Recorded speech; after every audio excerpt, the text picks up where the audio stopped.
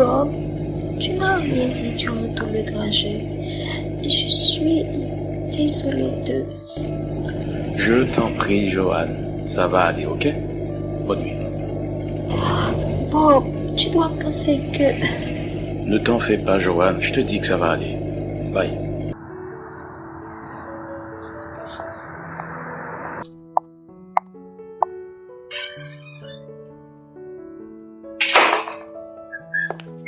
Bonsoir, maman.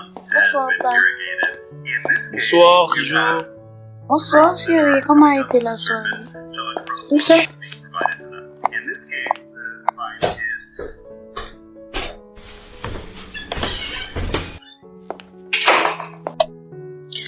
Oh Seigneur, je n'ai pas fait me perdre du temps. Ouais.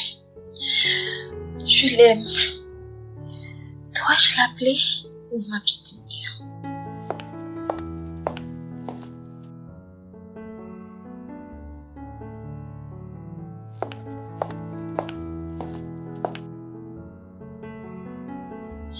Je l'appelle. Comme ça, j'aurai la conscience tranquille.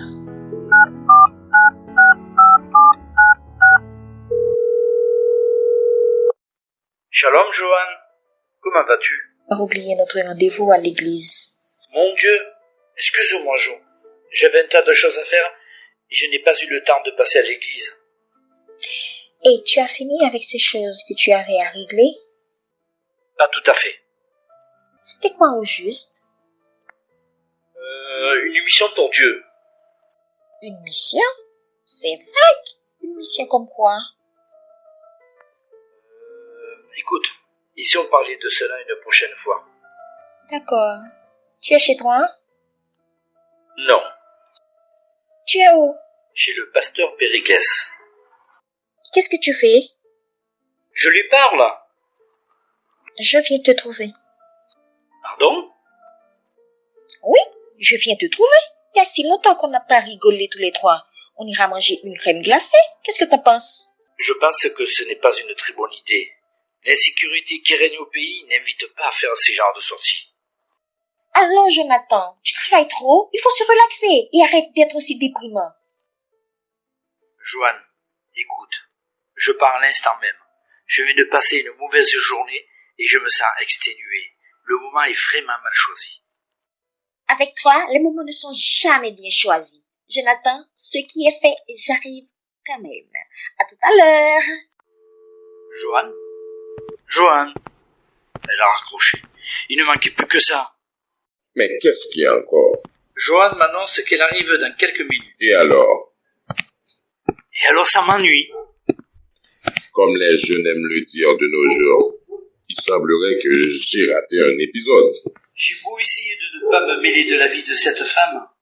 Pasteur, j'ai tout mis en œuvre pour me défaire de cette mission. J'ai beau me répéter sans conviction qu'elle ne changerait jamais. On dirait qu'une main invisible me pousse vers elle. Maintenant, je ne sais plus quoi faire. Je me sens perdu. Je ne peux pas la loger chez moi. Mon Dieu, pasteur Périclès, aide-moi. Je ne savais pas que Joanne avait... Il ne s'agit pas de Joanne. Voyons, pasteur. C'est de cette superbe créature dont tu viens de faire allusion qu'il est question. Mais comment ça? Si tu m'expliquais le tout en détail.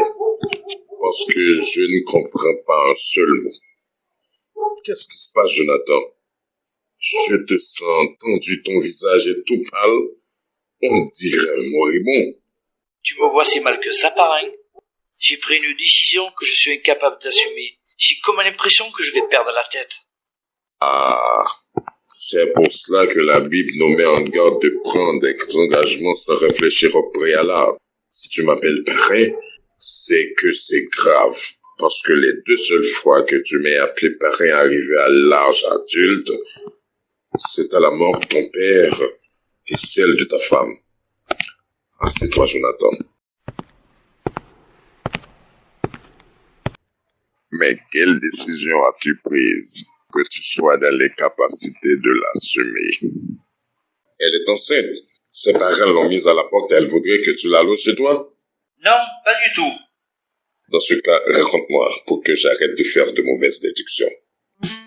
Oh, pasteur Périclès, depuis 6 mois, À chaque fois que je ferme les yeux, Dieu me donne la même vision.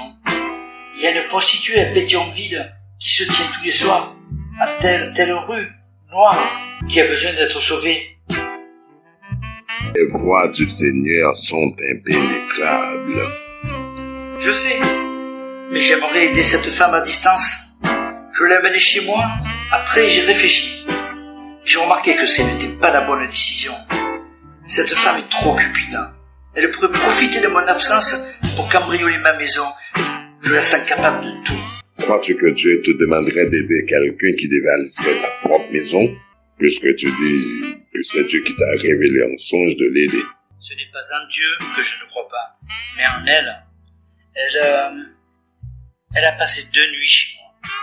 Crois-moi, le premier jour avant de partir, elle a mangé tout ce qu'il y avait dans mon réfrigérateur.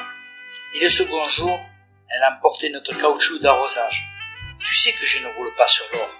Si Dieu t'a demandé de le faire, il pourvoira. C'est le Jéhovah Jireh. Dieu a déjà pourvu. Je viens de verser 15 000 gourdes au dancing où elle travaille. Ce n'est pas croyable. Je pense que je suis en train de perdre la tête. Et puis si cette femme loge chez moi, je n'ai pas assez d'argent pour lui donner à manger. Dieu lui donnera à manger comme il l'a fait pour Élie de la grotte par le corbeau. Oui, mais ce n'est pas la même chose. Dieu est le même hier, aujourd'hui et éternellement. Il n'y a pas de mais, Jonathan. Tu dois faire confiance en Dieu. Je sais que c'est très facile de chanter à gauche déployée. Bon Dieu a voué corbeau dans le désert. Dans la pratique, c'est très facile, surtout quand nous sommes mis à l'épreuve. Si ce songe vient de Dieu, tout marchera comme sur des roulettes. Bien sûr, bien sûr. Je sens que tu me caches quelque chose d'autre. Eh bien, tu sais, je suis veuf et je suis le pasteur titulaire de la Salmé Chama. J'ai une certaine éthique à maintenir.